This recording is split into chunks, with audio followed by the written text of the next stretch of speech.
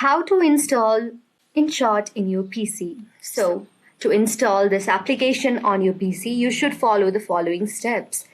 So, the very first thing that you should do is simply go on to Google Chrome on your PC and then make sure that you have signed in with a Google account in your PC. And on the search bar, just click for Inshot.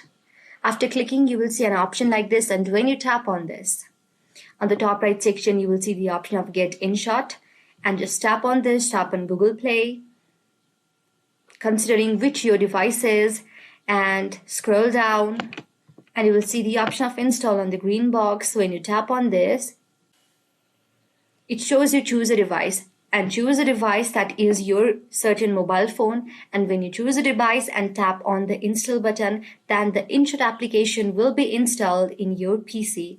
And yes, this is how you do it. I hope this video helped you. If this video helped you, then thumbs up.